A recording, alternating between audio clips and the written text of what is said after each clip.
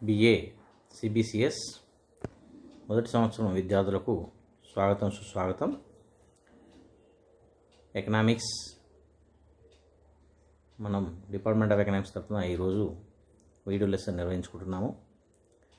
మరి ఇప్పటివరకు మనము ఈ యూనిట్ 1లో సెమిస్టర్ 1 పేపర్ 1 యూనిట్ 1లో వినియోగదారుని ప్రవర్తన అనే యూనిట్లో మనం ఇప్పటికే 2 పాఠ్యాంశాలు నేర్చుకోవడం జరిగింది. ఈ యూనిట్ వినియోగదారుని ప్రవర్తనలో ఆర్డినల్ యూటిలిటీ విశ్లేషణ అనేది మొదటి టాపిక్ నేర్చుకున్నాము. ఆర్డినల్ యూటిలిటీ విశ్లేషణలో ఉదాసీన వక్రరేఖ, ఆర్డినల్ ప్రయోజనం అంటే ఏంటి, ఉదాసీన వక్రరేఖ ఏ విధంగా ఉంటుంది, దాని ఉదాసీన వక్రరేఖ వాలు ఏ విధంగా ఉందో నేర్చుకున్నాం. మరి రెండో టాపిక్లో దీంట్లో ఉదాసీన వక్రరేఖ ధర్మాలు, అంటే ఉదాసీన వక్రరేఖ అనేది ఏ లక్షణాలను కలిగి ఉంటుంది, వాటి యొక్క ధర్మాలు, 7 రకాల ధర్మాలు అనేది ముఖ్యంగా నేర్చుకోవడం జరిగింది మనం రెండో టాపిక్లో. మరి ఈరోజు టాపిక్ 3లో బడ్జెట్ రేఖ అంటే ఏమిటి, మరి బడ్జెట్ రేఖ ద్వారా వినియోగదారుని సమతుల్యం అంటే ఉదాసీన వక్రరేఖ సిద్ధాంతం సమతుల్యం కూడా అంటారు దీన్ని. ముందుగా బడ్జెట్ రేఖ ఆధారంగా వినియోగదారుడు 2 వస్తువులను వినియోగిస్తూ ఏ విధంగా గరిష్ట సంతృప్తిని పొందుతాడో తెలియజేసేదే వినియోగదారుని సమతుల్యం.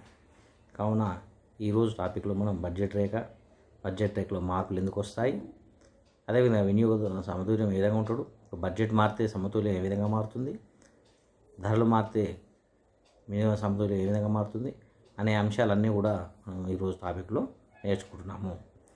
కావున బడ్జెట్ రేఖ, వినియోగదారుని సమతుల్యం ఈరోజు టాపిక్. దీన్నే ఇంగ్లీష్లో budget line, consumer equilibrium. Budget రేఖ ఆధారంగా, బడ్జెట్ లైన్ ఆధారంగా వినియోగదారు యొక్క సమతుల్యాన్ని మనం ఈరోజు టాపిక్లో నేర్చుకోబోతున్నాం.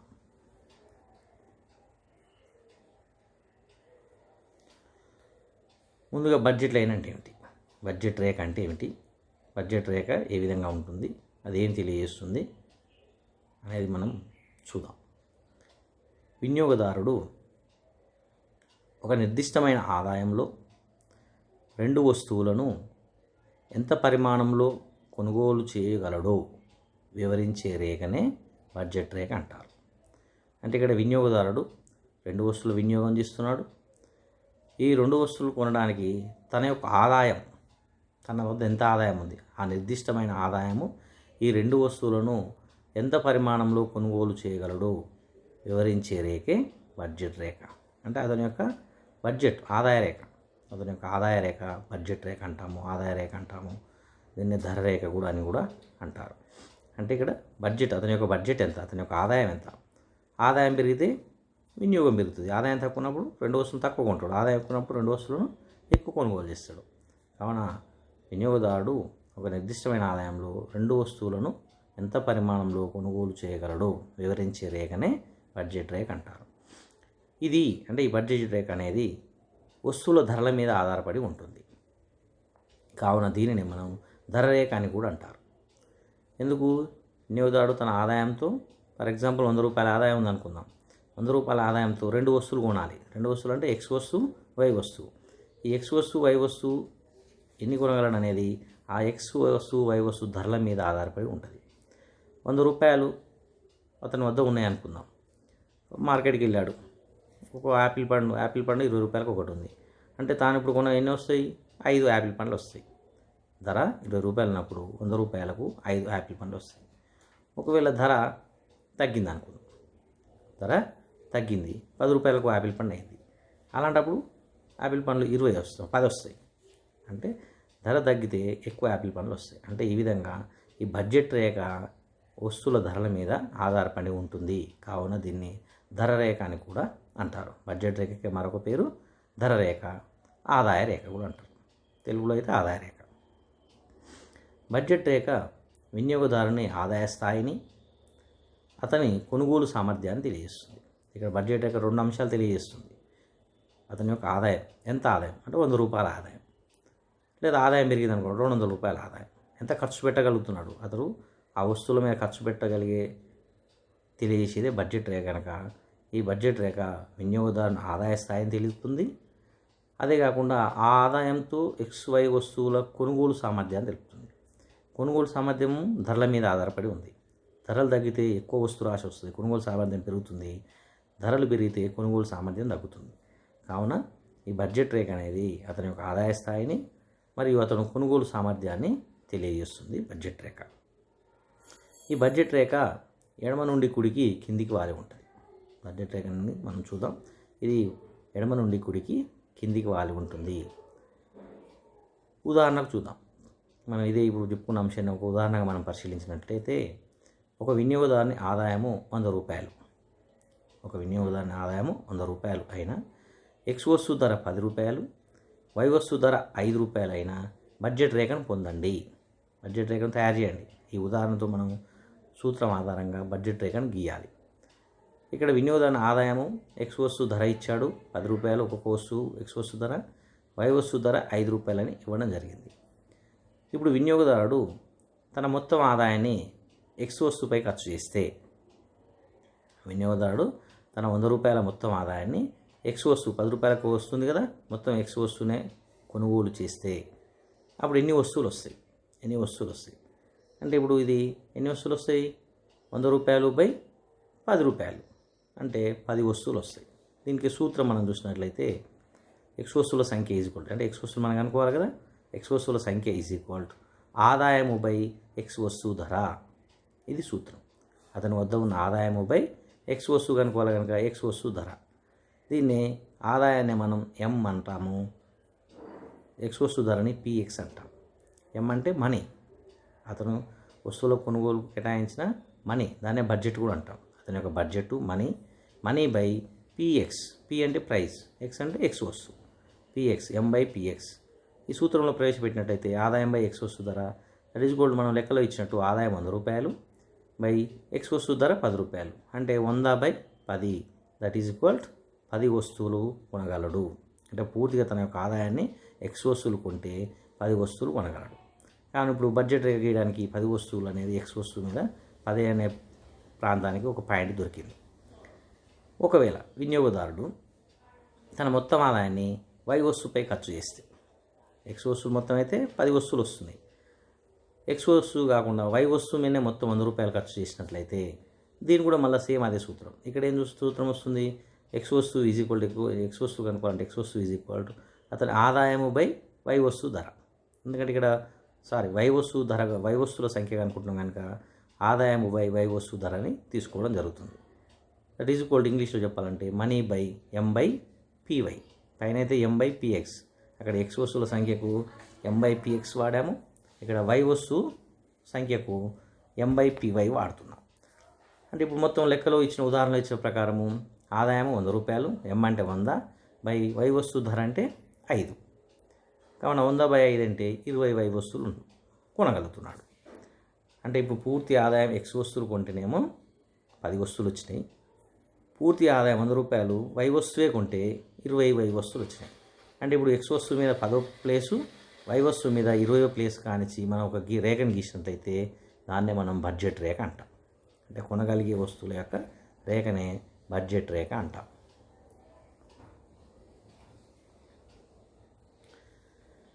ఇప్పుడు ఉదాహరణ ఆధారంగా అంటే 100 రూపాయల ఆదాయంతో X వస్తువు ధర, Y వస్తువు ధరల ఆధారంగా ఎన్ని వస్తువులు కొంటున్నాం మనం సూత్రం ద్వారా కనుక్కున్నాము.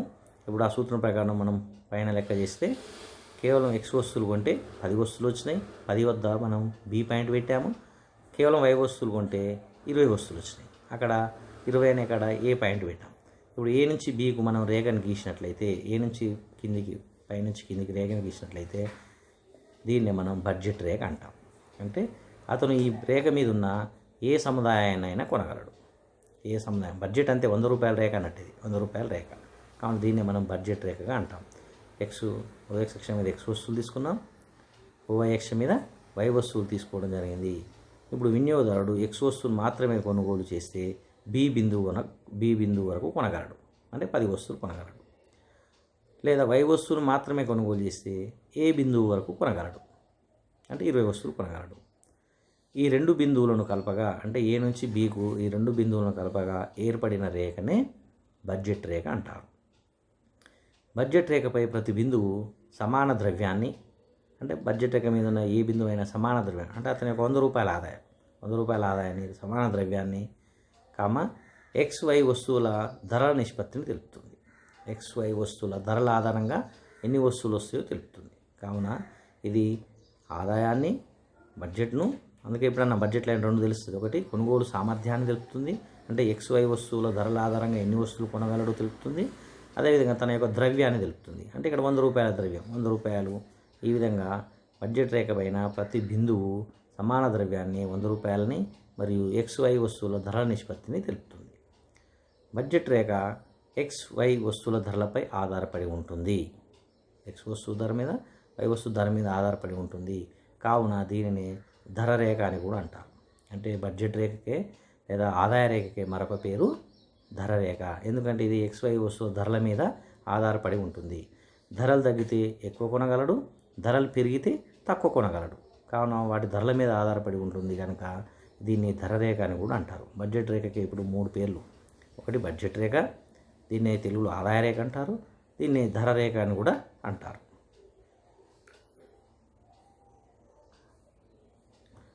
నెక్స్ట్ బడ్జెట్ రేఖ వాలు. బడ్జెట్ రేఖ అంటే ఏ విధంగా ఉంటుంది? ఎడమ నుండి కుడికి కిందికి వాలుతుంటుంది అనేది ఇప్పుడే చూసాము. మరి బడ్జెట్ రేఖ వాలును ఎవరు నిర్ణయిస్తారు? వాలు అంటే ఏమిటి? బడ్జెట్ రేఖ వాలు అంటే ఏమిటి? ఇక్కడ ముఖ్యంగా బడ్జెట్ రేఖను మళ్ళీ గీయడం జరిగింది. OX అక్షం మీద X వస్తువులు, OY అక్షం మీద Y వస్తువులు తీసుకున్నాము. AB అనేది బడ్జెట్ రేఖ బిందువులు, పైన రేఖ కింద చూపించాము. ఏ బిందువు వద్ద ఏమొస్తుంది? M/PY. M అనే ఆదాయం బై Y వస్తువు ధర. కావున అక్కడ ఆదాయం 100, Y వస్తువు ధర ₹5 అయితే 20 వస్తువులు వస్తున్నట్టుగా మనం అక్కడ ఏ బిందువు వద్ద M/PY పెట్టాం. B బిందువు వద్ద M/PX. B బిందువు వద్ద కేవలం X వస్తువులే కొంటే M అంటే ఆదాయం ₹100, Y వస్తువు ధర X వస్తువు ధర ₹10 కనుక ఇక్కడ 10 వస్తువులు X వస్తువులు వస్తాయి. అంటే 100/10 అంటే 10 X వస్తువులు వస్తున్నట్టుగా మనం సూత్రంలో చూపించాం. అంటే ఏ బిందువు వద్ద M/PY, B బిందువు వద్ద M/PX. ఈ రెండింటి ఆధారంగా బడ్జెట్ రేఖ వాలు నిర్ణయింపబడుతుంది. కావున బడ్జెట్ రేఖ వాలు సూత్రం మనం చూసినట్లయితే, అంటే సూత్రాన్ని మనం కనుక్కుంటున్నాం. ఇప్పుడు ఈ రేఖాచిత్రం ఆధారంగా బడ్జెట్ రేఖ ద్వారా బడ్జెట్ యొక్క వాలు ఏ విధంగా ఉంటుంది, ఆ వాలు తెలియడానికి సూత్రాన్ని మనం కనుగొంటున్నాము. బడ్జెట్ రేఖ వాలు ఎదుటి భుజము బై ఆసన్న భుజం. ఇది సూత్రం, ఇది త్రికోణమితి సూత్రం. ఏదైనా ఒక దాని రేఖ యొక్క వాలు కనుక్కోవాలంటే ఎదుటి భుజము బై ఆసన్న భుజము. ఎదుటి భుజం అంటే ఎదురుంగున్న భుజము, ఆసన్న భుజం అంటే అడ్డంగా ఉన్న భుజం. ఇక్కడ ఎదురుగా ఉన్న భుజం అంటే ఏమొస్తుంది మనకు?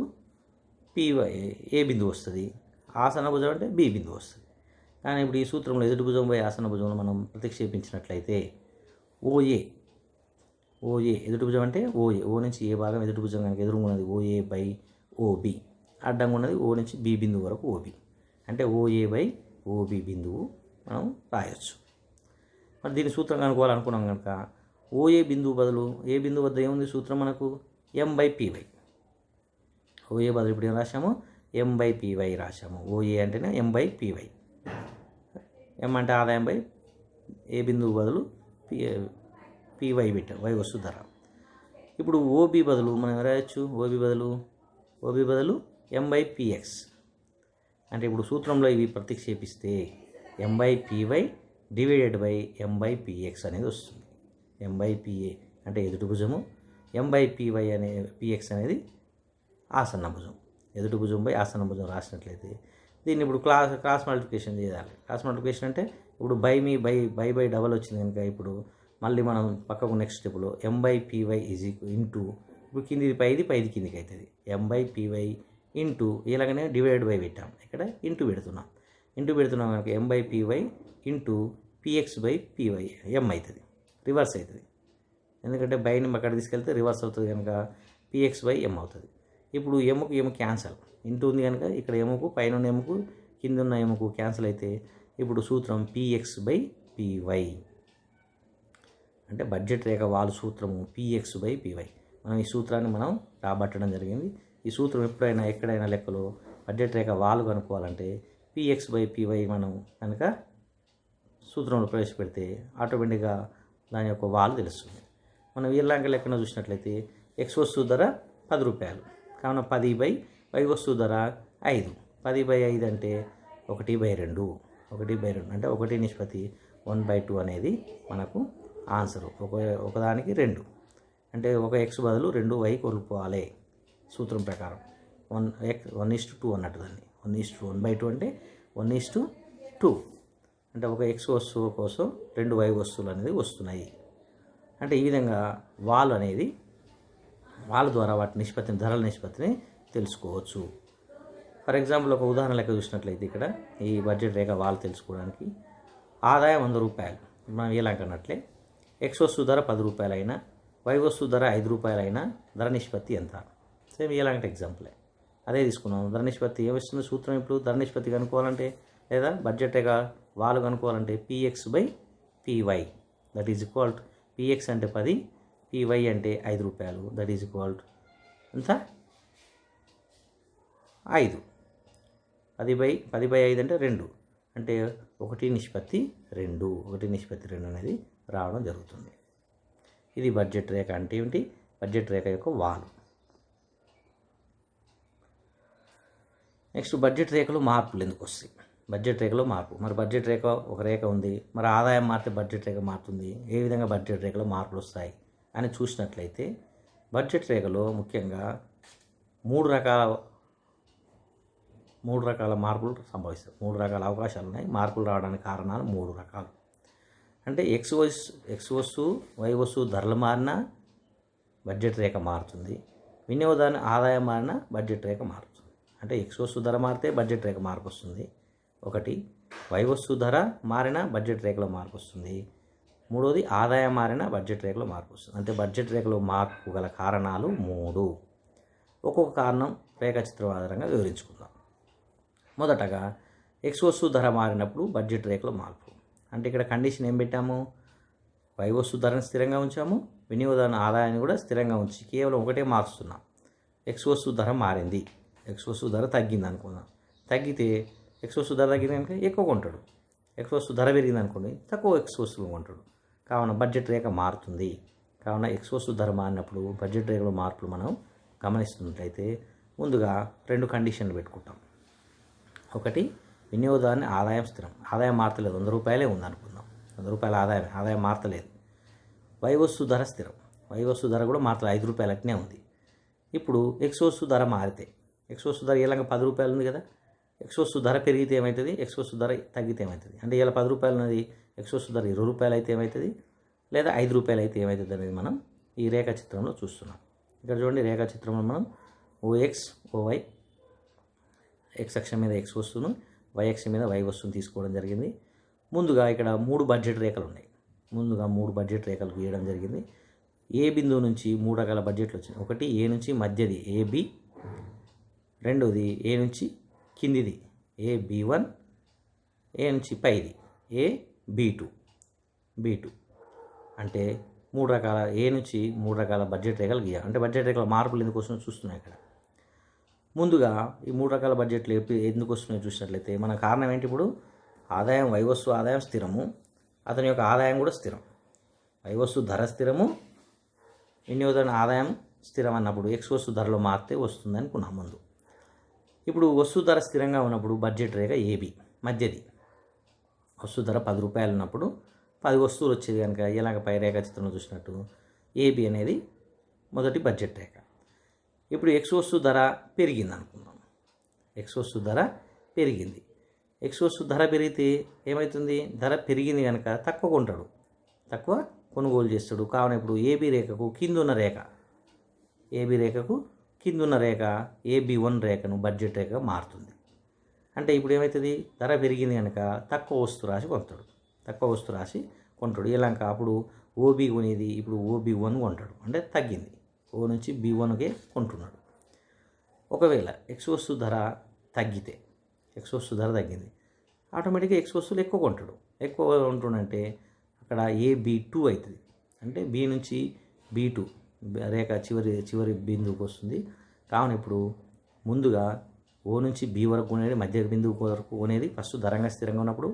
ఫర్ ఎగ్జాంపుల్ ఏదైనా ఎగ్జాంపుల్ చూసినట్లయితే 100 రూపాయలకు 10 రూపాయల ధర ఉంటే 10 వస్తువులు కొన్నాడు, 10 ఎక్స్ వస్తువులు వస్తున్నాయి బి మధ్య బిందువు. ఇప్పుడు ధర 20 రూపాయలు అయింది. ఎక్స్ వస్తువు ధర 20 రూపాయలు అయింది, ధర పెరిగింది. ధర పెరిగితే ఆటోమేటిక్గా 5 వస్తువులే వస్తాయి. 100/20, 100/20 అంటే 5 వస్తువులే వస్తాయి. కానీ ఇప్పుడు వస్తువు రాశి తగ్గింది, ఓ నుంచి B1కు తగ్గింది. లేదా ధర అప్పుడు 10 రూపాయలు 5 రూపాయలు అయింది అనుకున్నాం, ధర తగ్గింది అనుకున్నాం. ఆటోమేటిక్గా ఎక్కువ కొంటాడు, 20 వస్తువులు కొంటాడు, 20 ఎక్స్ వస్తువులు వస్తాయి. కావున అప్పుడు B2కు పెరుగుతుంది. అంటే ఈ విధంగా ఆదాయం స్థిరంగా ఉండి పై వస్తువు ధర స్థిరంగా ఉండి కేవలం ఎక్స్ వస్తువు ధరలో మార్పు వల్ల ఎక్స్ వస్తువు పరిమాణం, కొనుగోలు పరిమాణంలో మార్పు వస్తుంది. కావున బడ్జెట్ రేఖలో మార్పు వస్తుంది. ఇది మొదటి కారణం. రెండోది బడ్జెట్ రేఖల మార్పులకు మొదటిది ఎక్స్ వస్తువు ధర మారడం వల్ల చూసాము. ఇప్పుడు ఏం చేస్తున్నామంటే వై వస్తువు ధర మారినప్పుడు బడ్జెట్ రేఖలో మార్పులు వస్తాయి. ఎక్స్ వస్తువు ధర మారితే ఏ విధంగా మార్పులు వచ్చాయో బడ్జెట్ రేఖలో, ఇక్కడ వై వస్తువు ధరలు మారినప్పుడు కూడా బడ్జెట్ రేఖలో మార్పులు వస్తాయి. ఇక్కడ కండిషన్ ఏంటంటే ప్రమేయము వినియోగదారుని ఆదాయం స్థిరం 100 రూపాయలే, ఆదాయం మారతలేదు. ఎక్స్ వస్తువు ధర కూడా స్థిరమే, అంటే అక్కడ 10 రూపాయలే, సేమ్ అదే 10 వస్తువులు వస్తాయి. ఇప్పుడు వై వస్తువు ధర మారితే వై వస్తువు ధర కేవలం ఇక్కడ వై వస్తువు ధర పెరగడము, వై వస్తువు ధర తగ్గడప్పుడు బడ్జెట్ రేఖలో మార్పులు ఏ విధంగా వస్తాయి మనం చూద్దాం. రేఖాచిత్రంలో ఓ అక్షం మీద ఎక్స్ వస్తువుని, ఓవై అక్షం మీద వై వస్తువుని తీసుకున్నాము. ఇక్కడ బడ్జెట్ రేఖ 3 రేఖలు గీసాం. ఇక్కడ మార్పు అనేది వై వస్తువు మీద మారుతుంది. ముందు బడ్జెట్ రేఖ ఏబి, ఏ నుంచి బి, అంటే బి అంటే 10 ఎక్స్ వస్తువులు వస్తున్నాయి. ఇంకా ఎక్స్ వస్తువు మారదు, ఫిక్స్డ్ ఉంటుంది. ఇక్కడ అప్పుడు 20 వస్తువులు వచ్చేది, ఏ వస్తువులు, వై వస్తువులు. ఇప్పుడు వై వస్తువు ధర పెరిగింది. ధర పెరిగిందంటే ఆటోమేటిక్గా వై వస్తువులు తక్కువ వస్తాయి. కావున బడ్జెట్ రేఖ బి నుంచి A1కు A1Bగా ఉంటుంది. లేదా వై వస్తువు ధర తగ్గింది అనుకుందాం, ఎక్కువ కొంటాడు. కావున బి నుంచి A2కు మారుతుంది. కావున ఏబి అనేది ఒక బడ్జెట్ రేఖ స్థిరంగా ఉన్నప్పుడు, A1B అనేది ధర పెరిగినప్పుడు తగ్గిన బడ్జెట్ రేఖ, లేదా A2B అనేది ధర తగ్గినప్పుడు పెరిగిన బడ్జెట్ రేఖ. అంటే ఈ విధంగా ధర తగ్గితే బడ్జెట్ రేఖ పెరుగుతుంది, ధర పెరిగితే బడ్జెట్ రేఖ తగ్గుతుంది. ఈ విధమైన 3 బడ్జెట్ రేఖలు గీసాము. అంటే ఇక్కడ వై వస్తువు ధరలో మార్పు వల్ల బడ్జెట్ రేఖలో మార్పులు వస్తున్నట్టుగా ఈ రేఖాచిత్రం మనకు వివరిస్తుంది.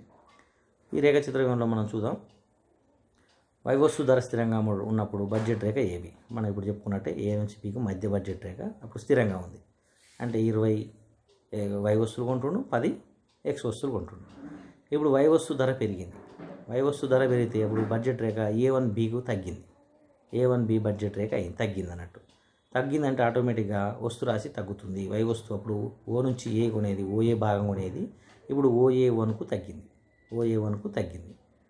లేదా వై వస్తువు ధర తగ్గితే బడ్జెట్ రేఖ A2Bకు పెరుగుతుంది. A2Bకు పెరిగింది కనుక ఇప్పుడు వై వస్తువు కొనుగోలు పరిమాణం కూడా ఓ నుంచి A2కు పెరుగుతుంది. కావున ముందుగా ఓఏ భాగం కొనేవాడు ధర స్థిరంగా ఉన్నప్పుడు, ఇప్పుడు ధర పెరిగితే OA1 భాగం కొంటుండు, అంటే తక్కువ కొంటుండు. ధర తగ్గితే OA2కు కొంటున్నాడు, అంటే ఎక్కువ కొంటున్నాడు. ఈ విధంగా బడ్జెట్ రేఖలో మార్పులు, వై వస్తువు ధరలో మార్పుల వల్ల కూడా బడ్జెట్ రేఖలో మార్పులు వస్తాయి. అంటే ముందు బడ్జెట్ రేఖలో మార్పులకు మొదటి కారణము ఎక్స్ వస్తువు ధర మారడం వల్ల, రెండవ కారణము వై వస్తువు ధర మారిన బడ్జెట్ రేఖలో మార్పులు వస్తాయి. ఇంకా మూడవ మార్పు బడ్జెట్ రేఖలో మార్పులకు మూడవ కారణం చూసినట్లయితే ఆదాయం మారినప్పుడు బడ్జెట్ రేఖలో మార్పులు వస్తాయి. ఆదాయం మారడం వల్ల బడ్జెట్ రేఖలో మార్పు అనేది రావడం జరుగుతుంది. ఇక్కడ 2 కండిషన్లు పెట్టాలి మళ్ళీ. అంటే ఇప్పుడు ఎక్స్ వస్తువు ధర మారతలేదు, ఎక్స్ వస్తువు ధర స్థిరం, వై వస్తువు ధర కూడా స్థిరం ఉన్నప్పుడు వినియోగదారుని ఆదాయం మారితే బడ్జెట్ రేఖలో మార్పులు వస్తాయి. అంటే ఆదాయం పెరిగితే బడ్జెట్ రేఖ పెరుగుతుంది, ఆదాయం తగ్గితే బడ్జెట్ రేఖ తగ్గుతుంది. 3 బడ్జెట్ రేఖలు అంటే ఆదాయం మారడం వల్ల బడ్జెట్ రేఖ మారుతుంది. రేఖాచిత్రంలో చూద్దాం. OX అక్షం మీద ఎక్స్ వస్తువు తీసుకుందాం, OY అక్షం మీద వై వస్తువు తీసుకున్నాము. ఇప్పుడు ఈ ఎక్స్ వై వస్తువుల ధరలు స్థిరం. కావున ఫస్ట్ ఏబి అనేది ఒక బడ్జెట్ రేఖ ఉండే ముందుగా. ఇప్పుడు ఆటోమేటిక్గా అప్పుడు 100 రూపాయలు అనుకుందాం. ఇప్పుడు ఆటోమేటిక్గా ఈ ధరలు మారతలేవు. కావున ఇప్పుడు అతని ఆదాయం 200 అయింది అనుకో, 200 పెరిగింది అనుకో, పెరిగితే బడ్జెట్ రేఖ పెరుగుతుంది, పెరిగిన బడ్జెట్ రేఖ. ఆదాయం తగ్గింది అనుకోండి, తగ్గుతుంది ఆ ఏబి బడ్జెట్. అందుకే ఇక్కడ 3 బడ్జెట్ రేఖలు తీసాము. 100 రూపాయల ఆదాయం ఉన్నప్పుడు ఏపీ బడ్జెట్ రేఖ, ఆదాయం 50 తగ్గినప్పుడు A1 B1 బడ్జెట్ రేఖ, ఆదాయం 100 నుంచి 200 పెరిగినప్పుడు A2 B2. అంటే ఇక్కడ 3 రకాల బడ్జెట్ రేఖలు. ఏబి స్థిరంగా ఉన్నప్పుడు, A1B1 తగ్గిన బడ్జెట్ రేఖ, A2B2 పెరిగిన బడ్జెట్ రేఖ. అంటే ఆదాయంగా స్థిరంగా ఉన్నప్పుడు AB బడ్జెట్ రేఖ ఉండే, ఆదాయం పెరిగితే A2B2 బడ్జెట్ రేఖ పెరిగింది, ఆదాయం తగ్గితే A1B1కు బడ్జెట్ రేఖ తగ్గింది. అంటే బడ్జెట్ రేఖలో మార్పుల కారణం ఏంటి? ఇక్కడ ఆదాయంలో మార్పులు. కావున ఇప్పుడు బడ్జెట్ రేఖలో 3 రకాల కారణాలతోటి మార్పులు అనేది సంభవిస్తాయి.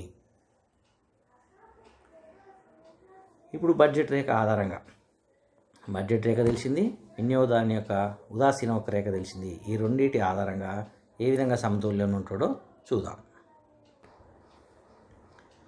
అంటే వినియోగదారుని సమతుల్యం, దీన్ని మనం ఈక్విలిబ్రియం ఆఫ్ కన్జ్యూమర్ లేదా కన్జ్యూమర్ ఈక్విలిబ్రియం అంటాం. కన్జ్యూమర్ అంటే వినియోగదారుడు, ఈక్విలిబ్రియం అంటే సమతుల్యం. ఏ విధంగా సమతుల్యం అంటే ఏంటి? అంటే మార్పును కోరుకోని స్థితి. సమతుల్యం అంటే ఆ స్థితి కంటే ఎక్కువ కానీ ఆ స్థితి కంటే తక్కువ కానీ కోరుకోని స్థితిని సమతుల్య స్థితి అంటాం.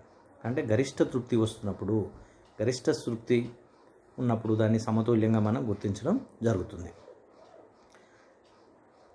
వినియోగదారు సమతుల్యాన్ని మనం పరిశీలిద్దాం. ఒక వినియోగదారుని యొక్క సంతృప్తి మరియు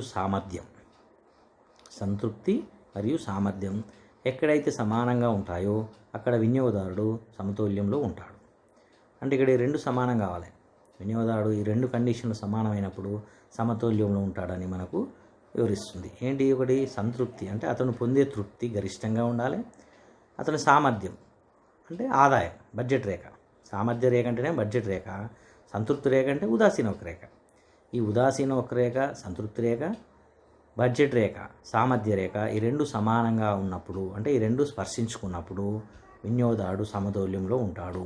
ఆ బిందువు వద్ద తప్ప ఇంకా ఏ బిందువు వద్ద కూడా వినియోగదారుడు సమతుల్యంలో ఉండడు, సమతుల్యాన్ని కోరుకోడు.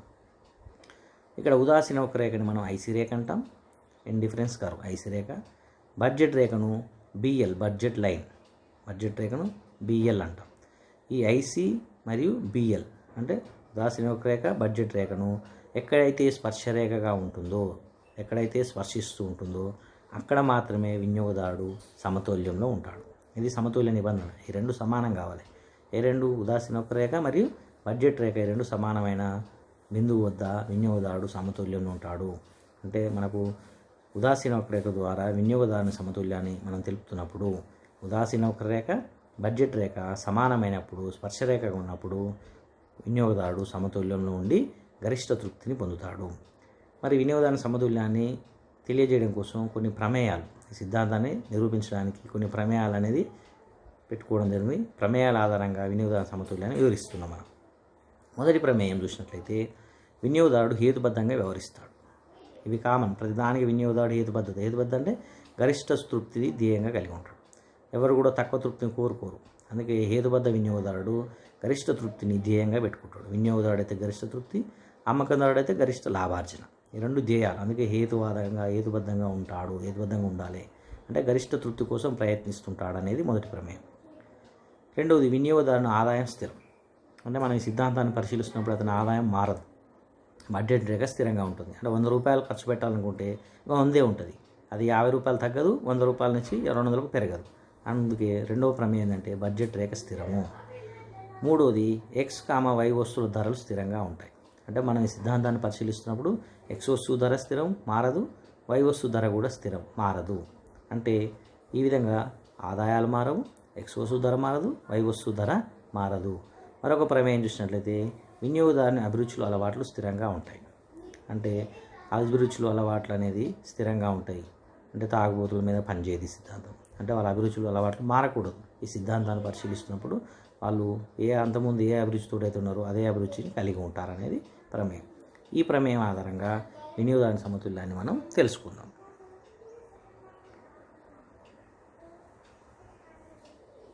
ఇక్కడ వినియోగదారుని సమతుల్యాన్ని మనం రేఖాచిత్రం ద్వారా మనం వివరించడం జరుగుతుంది. ఇక్కడ రేఖాచిత్రంలో OX అక్షం మీద X వస్తువుని గీయాలి, తీసుకున్నాం. తర్వాత OY అక్షం మీద Y వస్తువుని తీసుకోవాలి. ముందుగా OX అక్షం గీయాలి, తర్వాత OY అక్షాన్ని గీయాలి. ఆ తర్వాత AB బడ్జెట్ రేఖను గీయాలి. A నుంచి Bకు ఒక బడ్జెట్ రేఖను గీయాలి. గీసిన తర్వాత 3 IC రేఖలు గీయాలి. ఉదాసీన వక్రరేఖలు 3 గీయాలి. మధ్య రేఖ స్పర్శిస్తూ గీయాలి. అంటే బడ్జెట్ రేఖను స్పర్శిస్తూ, ఈ బిందువు వద్ద స్పర్శిస్తూ మధ్య రేఖ IC రేఖను గీయాలి. తర్వాత ఐసీ రేఖ అంటే కిందంగా ఒక రేఖను గీయాలి, పైనుంచి ఇంకో రేఖను గీయాలి. అంటే ఇక్కడ 3 రకాల ఐసీ రేఖలు గీసి మనం ఈ సిద్ధాంతాన్ని వినియోగదారుడు ఎక్కడ సమతుల్యంలో ఉంటాడో వివరిస్తున్నాం. ఫర్ ఎగ్జాంపుల్ చూడండి, ఇక్కడ 3 రేఖలు, మధ్యగా ఉన్నది 100 తృప్తి రేఖ అనుకుందాం, పైన ఉన్నది 200 తృప్తి రేఖ. 200 తృప్తి రేఖను చేరుకోలేడు, ఎక్కువ తృప్తి కావాలని ఉంటుంది కానీ అంత బడ్జెట్ లేదు అతని కాడ. ఏపీ బడ్జెట్కు 200 తృప్తిని పొందలేడు. పోనీ కింది రేఖ చూస్తే 50 రేఖ తీసుకుందాం. ఈ 50 రేఖ 2 సార్లు సంతృప్తి బడ్జెట్ రేఖను స్పర్శిస్తుంది. సి బిందువు వద్ద, డి బిందువు వద్ద సమానమవుతుంది. కానీ ఇది తక్కువ సంతృప్తి రేఖ. ఏ వ్యక్తి కూడా 100 రూపాయలు ఖర్చు పెట్టి ఎక్కువ తృప్తిని వదిలిపెట్టి తక్కువ తృప్తిని కోరుకోడు. కావున సిడి బిందువులను కోరుకోడు. కేవలం ఈ బిందువు వద్ద మాత్రమే వినియోగదారుడు సమతుల్యంలో ఉంటాడు. ఎందుకంటే ఇక్కడ మాత్రమే ఐసీ రేఖ బడ్జెట్ రేఖకు స్పర్శ రేఖగా ఉంటుంది. కావున వినియోగదారుడు తన 100 రూపాయల ఆదాయంతో గరిష్ట సంతృప్తి పొంది సమతుల్యంలో ఉంటాడు. దీన్నే మనం ఇక్కడ కింద వివరించుకుందాం. ముందుగా ఈ బిందువు గురించి మాట్లాడదాం. ఈ బిందువు వద్ద ఐసీ2 రేఖ స్పర్శిస్తుంది. 3 రేఖలు ఐసీ1, ఐసీ2, ఐసీ3 కనుక ఐసీ2 రేఖ అక్కడ స్పర్శిస్తుంది ఈ బిందువు వద్ద. కావున ఈ బిందువు సమతుల్యం ఉంటాడని మనం ఇప్పుడే చెప్పుకున్నాం. ఈ బిందువు వద్ద ఏబి బడ్జెట్ రేఖ అంటే ఇది సామర్థ్య రేఖ. బడ్జెట్ రేఖకు ఐసీ2 ఉదాసీన ఒక రేఖ స్పర్శ రేఖగా ఉన్నది. అంటే సామర్థ్యము, సంతృప్తి. సామర్థ్య రేఖ బడ్జెట్ రేఖ ఏబి రేఖ, సంతృప్తి రేఖ ఐసీ2 రేఖ, ఉదాసీన ఒక రేఖ ఇక్కడ స్పర్శ రేఖగా ఉన్నది ఈ బిందువు వద్ద. కావున ఇక్కడ మాత్రమే సమతుల్యంలో ఉంటాడు.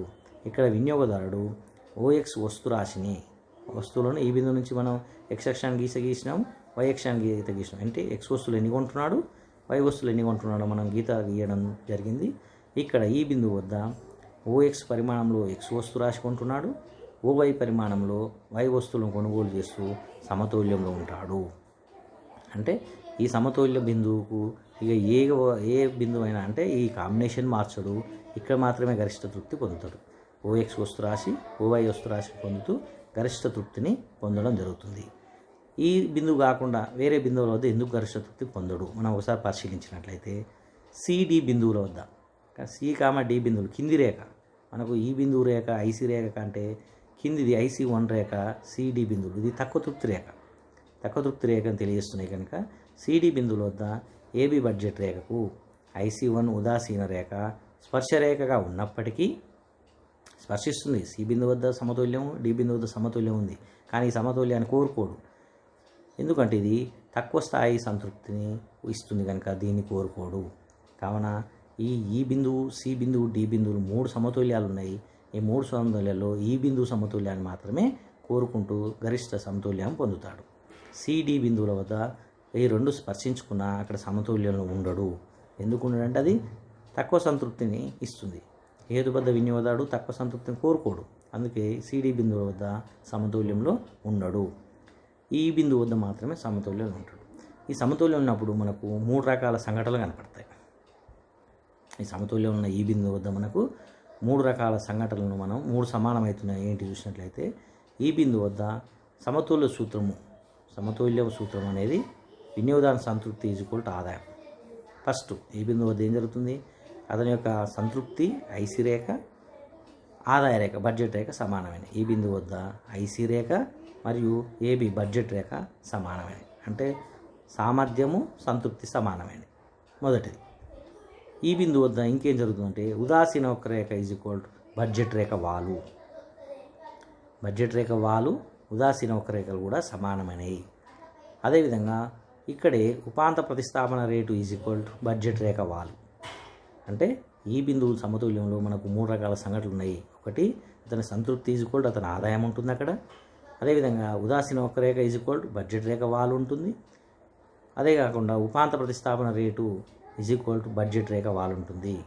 కావున ఇక్కడ మాత్రమే సమతుల్యంలో ఉండడం జరుగుతుంది. అంటే దీన్ని మనము ఇంగ్లీష్ సూత్రంలో రాసినట్టయితే ఉపాంత ప్రతిస్థాపన రేట్ అంటే -Δy/Δx. ఉపాంత ప్రతిస్థాపన రేటు సూత్రం మనకు తెలుసు. అంటే ఒక అదనపు ఎక్స్ కోసం వైని కోల్పోయే రేటునే ఉపాంత ప్రతిస్థాపన రేట్ అంటారు. దీన్ని ఇంగ్లీష్లో -Δy/Δx ఉపాంత ప్రతిస్థాపన రేటు. దీని బడ్జెట్ రేఖ వాలు సూత్రం కూడా మనకు తెలుసు. Px/Py అనేది బడ్జెట్ రేఖ వాలు సూత్రంలో మనం కనుక్కోవడం జరిగింది. ఈ రెండు కూడా సమానమైతే -Δy/Δx = Px/Py అనేది అవుతుంది. ఇక్కడ వినియోగదారుడు సమతుల్యంలో ఉంటాడు. అంటే ఈ విధంగా వినియోగదారుడు ఏ విధంగా సమతుల్యం ఉంటాడు అంటే వినియోగదారు సమతుల్యాన్ని నిర్ణయించేది బడ్జెట్ రేఖ అనేది మనకు ఇక్కడ క్లియర్గా తెలిసింది. అంటే బడ్జెట్ రేఖ ఉదాసీన వక్రరేఖల ద్వారా వినియోగదారుడు సమతుల్యాన్ని ఉదాసీన వక్రరేఖ ద్వారా మనం తెలుసుకోవడం జరిగింది. మరి బడ్జెట్ రేఖ అంటే ఏంటి? తన ఆదాయ స్థాయి రేఖ. బడ్జెట్ రేఖలో మార్పులు అనేది ఎందుకు వస్తాయి?